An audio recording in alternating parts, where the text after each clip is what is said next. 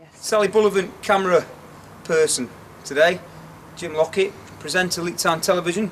We're going to speak to someone very well known in this town, Mr. Baker, Director of Football. I'd love to be called Director of Football. Come on, Sally, let's go and meet Neil. No laughing. Remain professional. Back in the boardroom. Are we right?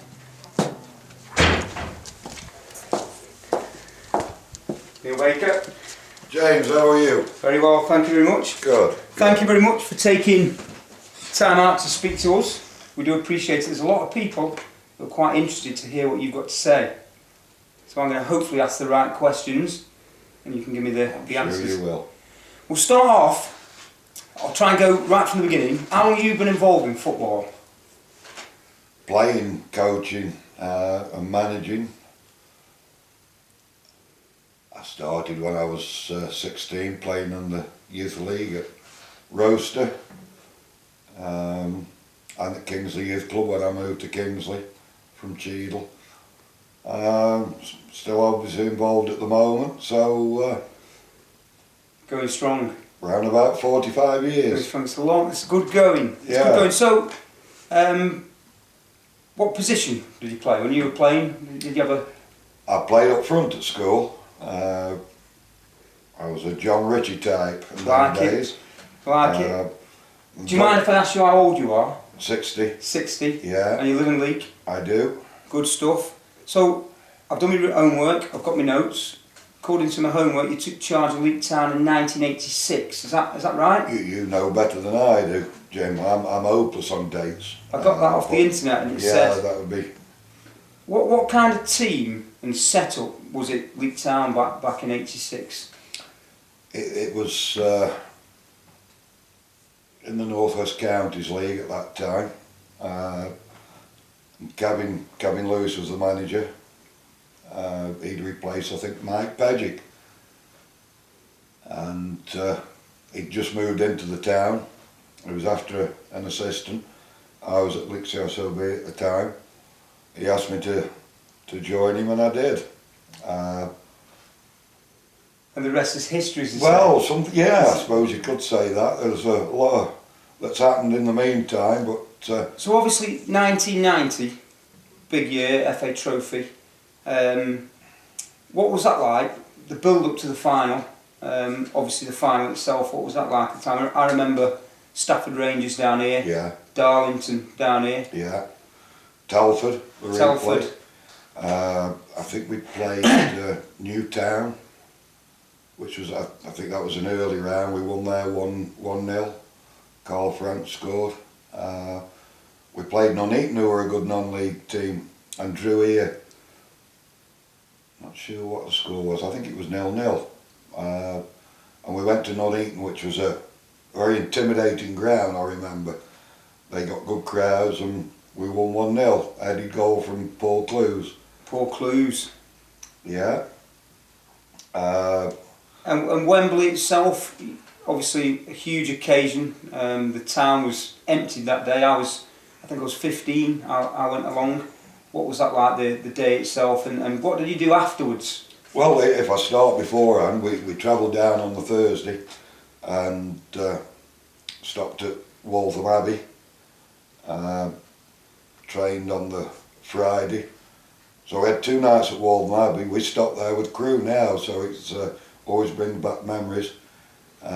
Trained on the Friday, like I said, made our way to the ground. After the game, we stopped at the Hilton, just outside Wembley. So the club really looked after the players. Magnificent day, apart from the result. Do you remember much about the actual game? I mean, it was 3-0 to Barrow, wasn't it, the score, and how Leek played that day? Do you remember much about that? Yeah, I've got the video. Sally planning on the photo behind. Quick. The video, and my man at Crewe's changed it into a DVD for me, so I'll watch it every now and then. I'd seen Barrow play at least twice. I saw them play at Sutton. I'd gone up to Barrow to watch them, and they got a good team, played 4-3-3. I wasn't going to change the formation about something that had been successful and took us to Wembley. Maybe now with the experience I've had since, I would have done. And I picked a big side, and we got done with 3 headed goals. But O'Donnell, their goalkeeper, who'd been at Liverpool for a spell, he made a couple of good saves early on in the second half, which kept them in the game. Was one a header? I've got a vague memory. All of them were headers. Saved from headers. Oh, sorry, yeah, one was a header and one was a shot from. No, I think the header was Dave Sutton. But he made a couple of important saves to start the second half. So even though it was 3-0, it was flattering. Right, and players like, you mentioned Dave Sutton, Paul Clues, Chris McMullen. I mean, I remember these, they were good players, weren't they? Terrific players, great team. Good blokes. Unbelievable team spirit. I think that's what got us through. It will be hard to get anything like that. They were mainly Leek and Stoke lads. We trained twice a week. We couldn't get them away on a Saturday, Jim. Would you say it's the high? I mean, you've done loads. I mean, that must be a highlight. You know, if I was to ask you, what's the highlight of your career? I've had quite a number, and that obviously sits near the top. We've had a couple of promotions at Crewe. I mean, I've been to Wembley 4 times, which I count myself very lucky. That was the only defeat, by the way. We've had 3 wins at Wembley with Crewe, yeah. 2 in the playoffs and the Johnson Pates Trophy. I might as well touch upon Crewe. Currently 4th from bottom, if I'm correct, just inside the relegation places. Although you did appear to be cut off, but now in a battle. Lost 2-1 on Saturday. Do you think? How do you feel about it? It's going to be tough to. Yeah, but I feel as though we've got a chance now. If we'd have been sitting down a month ago, I'd have been saying to you, it looks a battle that might be too difficult for us. But we made some important signings since then. We brought in 3 strikers.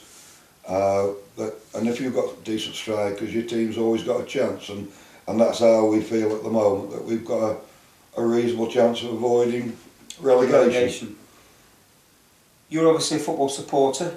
Dare I ask, who do you support? Yeah, pretty common knowledge. I've followed Stoke from when I was young, still do. Obviously not as active as I once was. I go when I can, which isn't very often. Do the Crewe Alex support? Are they aware that you support Stoke, and how do they take that? Well, I don't think the rivalry is intense. No, not nowadays. Certainly. When we were in the same division, and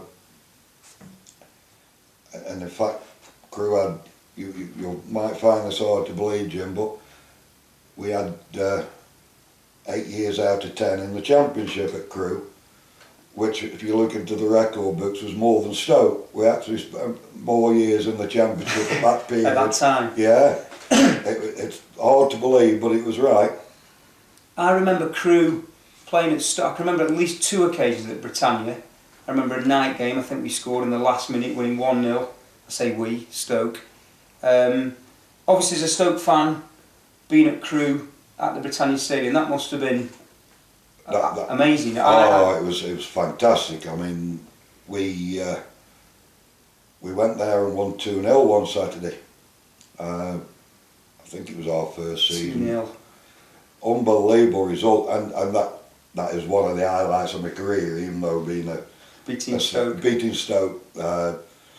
I'd sat in the mug on a Thursday night with Kenny, and he says, "Crewe don't beat Stoke, it doesn't happen."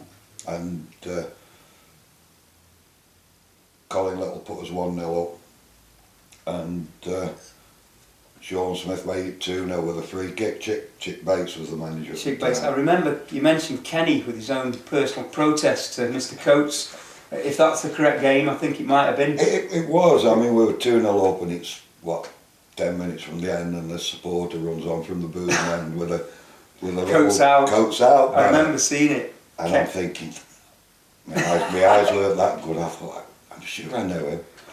2 minutes later, he's been frog marched past the dugout, two policemen, arms up his back. He winks at me and I winked at him. It's mentioned in Dario's book, actually. Brilliant, brilliant. Have you got a Stoke City tattoo? No, there's a rumour that... That's right, it was rumoured, and a lot of the Crewe fans say that, but no, I haven't got... Are you telling the truth? Yes. Okay, well, we'll take that then. The World Cup in '98, Kev Lewis always tells me about. You went to France to watch England. You went to England against Argentina in Saint Etienne. Is that correct? Yeah. What was it? That must have been a fair experience. Michael Owen scoring. Yeah, we were out with the family, and we played in Lons, and after that we took the family back up to Calais. I mean, Kevin set back out for Paris to make our way down to Saint Etienne. We stopped in Paris to watch Denmark and Nigeria in the Stade de France. Drove overnight down to Saint Etienne, and what a couple of days that was, Jim. It had to be seen to be believed. We went and got a it was a guest house of some sort. We drove while I said cab drive off, and it was unbelievable. It was a farmhouse rather than a guest house, I think. Come back down into the town centre, got ourselves an hotel, and this is the day before the game, dinner time. Out we went down to the square. A couple of drinks, no doubt. God knows what time it was, and I said, come on, we'll go find our hotel, and we were waiting for this tram, which never came, so we started to walk, and it was 2 steps up, 3 steps back, and I got him in the middle of the road and flagged a taxi down eventually. We got in the taxi, 30 seconds later they dropped us off. We'd almost walked there. Fantastic experience. I bet. I mean, I've been lucky enough to go to a couple of World Cups myself, that's why I was keen to ask you that. I'll move on. Leek Town, what's your current role at the club? Director, sit on the board and make decisions that hopefully help the football club, help with the fundraising, and do whatever I can in my spare time. In terms of the current management, you've obviously got Kazza and Beebs at the moment. How influential were you in bringing them to the football club? Well, I bought Kazza the year I came back. Kazza came as my assistant, and when I left, when I went back to Crewe, I suggested he spoke to Matt, and he did, and they've struck up a really good partnership. And do you, I take it you speak often? Yeah. Do you have any input in relation to team affairs, or do you leave that entirely down to them? No, not on team selection. They ask me my opinion on systems every now and then, and players and that, but no, I think it's purely down to their domain. Job, and they'll stand or fall by it, and I've got to say at the moment they're doing a good job. Doing a terrific job, yeah. In terms of players coming to the club, do you have a role, or do you help out? Because obviously you've got contacts in the game. Yeah. You're at a football club that's playing, in the Football League. You must hopefully be able to put us in the right direction. Yeah, we've lent. They borrowed a couple of players from Crewe in the past. I was influential in Danny Shelley signing. Certainly when I came back, Kenny took me to watch Tim Grice one Sunday morning, and we signed him straight away. And so yeah, if I could influence a player to come to Leek, I would do. You've obviously been around a long time around this football club. I wanted to mention Nosher. Kazza mentioned something about a police sergeant in the park. Are you able to tell us? No, I'd love to, but no, I don't. You're not able to tell us more. It's a low baller, that one. I've not. It's one for not going on camera. Fair enough. Well, lovely guy though. He was a super guy. Top character. What Leek Town was all about. Everyone who remembers him has a story to tell. Yeah. Don't they? So I'm more than one, Jim. More than one. The pitch this season looks better for me. Do you have any opinion on the state of the pitch? Yeah, it's. I mean, it's still heavy, but then I think the location. I say never for a long time. when I was last here, it was always been a difficult pitch to play on, and I think it has, or hasn't helped. I think we've got a super footballing team down here, but I know that Chris and Coots and John put in a lot of time, so it's not for one to try, and we're hopeful that Paul Baton has been negotiating with the local council over the funding of a new pitch next season, and I'm sure if that comes along it'll see improvements. Help, yeah. The junior section, I mean, it's thriving down here now. Obviously, I mean, as you know, I'm involved in the junior section. Have you had any input in that side of things? Little bits, I think. When I came back, I did. I always, look at the results and do. And I know Gavin and Tracy liaises with the board, so we know what's going on. And I know it's something that the chairman is very keen to stay involved in and help it to progress. So it is an important part of the football club. Yeah. You strike me as a no-nonsense sort of bloke. You must have had some bust-ups, I reckon, in your time. Is there any specifically you can tell us about, or that you can remember that stand out? Or any rants even, half-time? I bet you've had some... Oh, I mean, it's... We many years ago, when I was here before, so we're talking, well, I've had 21 years at Crewe and I had 9 at Leek, so it'd be 23, 24 years ago when I kept them on the pitch at half time. Down here? Yeah, we were playing Accrington Stanley and... Who were they? Who were they? Well, they were a good team and we were up there, so it was an important game. We were 2-0 down, and Martin Parr was the physio, and I said to him, I've no time getting him in the dressing room, I'll have him on the pitch at half time, bring us a pot of tea out, and I gave him a real going over, and it worked, Jim, because we won the game 3-2. Public dressing down? Very much a public dressing down. I've had loads over the years, but I'm much more mellow now, and it's water off a duck's back. I still have my moments, but as you get older, you learn to treat people differently and properly. Yeah. In terms of players that have played for you, is there any standout player that you can say, he was possibly the best player you've ever, had playing? Well, certainly at Crewe, the 3 of the best players that we had were Ashton, obviously Dean Ashton, who had to finish with his ankle injury. Seth Johnson, who of course played for England, and Danny Murphy. They'd be the top 3. Down here, Dave Sutton was without a doubt our best signing. Was he a winger, fast winger, if I remember? He was a winger that played down the middle as well. He was a terrific player and was the reason we did so, or what part of the reason we did so well. We were also a good, hard-working player as well. Steve Norris was... Do you keep in contact with any of these people? Yeah, I speak to Dave. How old's Dave Sutton now? I haven't a clue. I'm hopeless on dates and ages. And must be. Dave will be 38, 40, will he? Will he? Maybe. See, I'm guessing. Oh, I'd say a little bit older. Right. A little bit older, maybe. But I'll speak to him now and then. Steve Norris was a good signing. Chris McMullen, obviously. And Simo was an exceptional goalkeeper.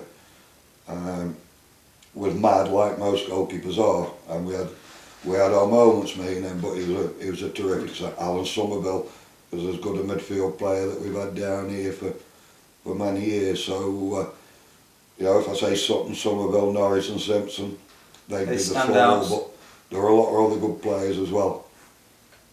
The England national team, could they ever win the World Cup in my lifetime? I doubt it.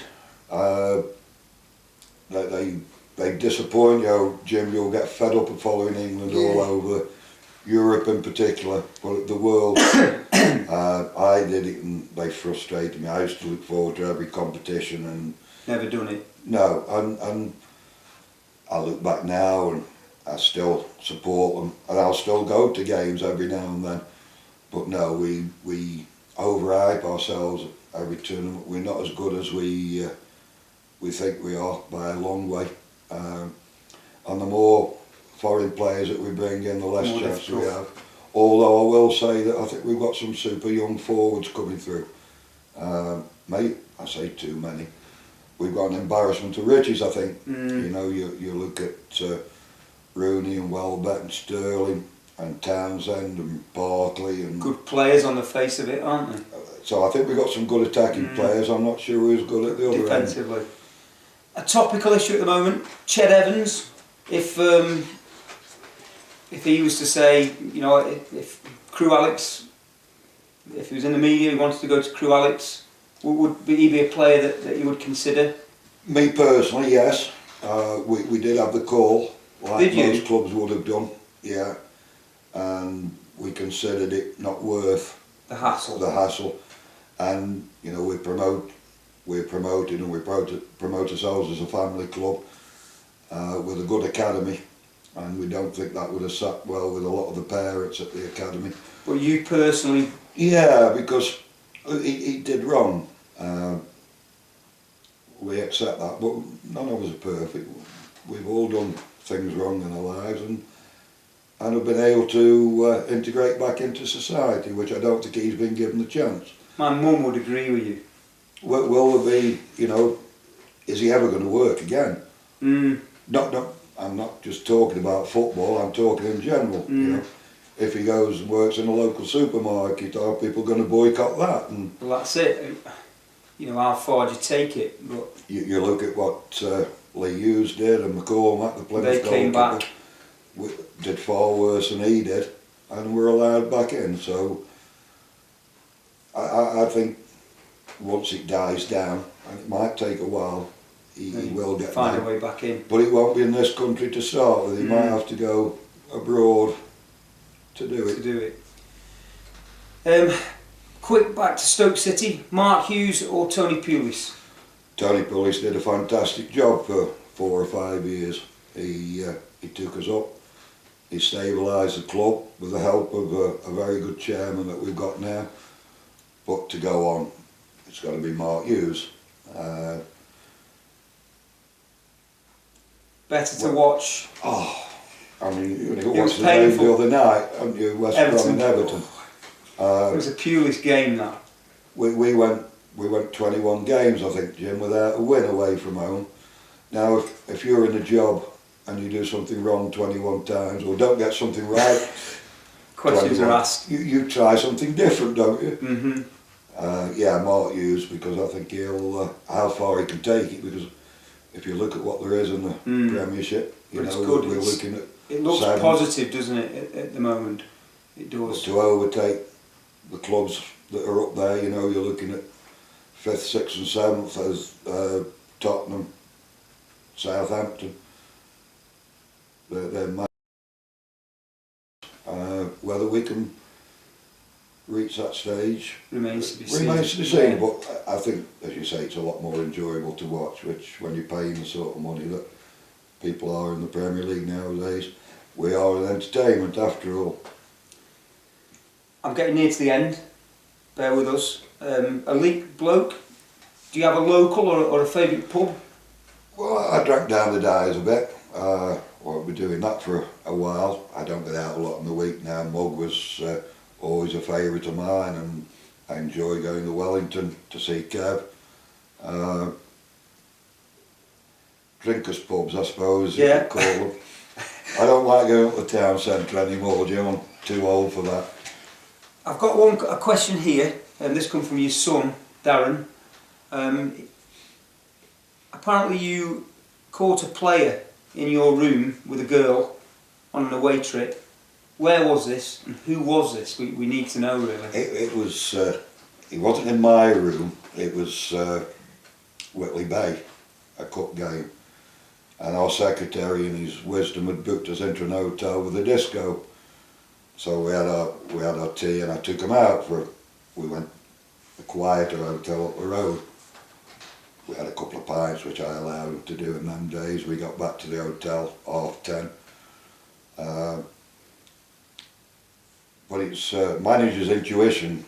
I knew there were people missing, so I went round the doors, knocking on the doors, and one of the doors I got no reply, so I banged on the door, and I got a reply.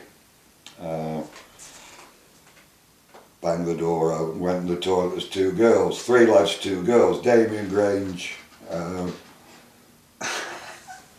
Rob Myatt, and Matt Beebe. Sorry, Louise, you weren't courting at the time. So Matthew Beebe? Yeah.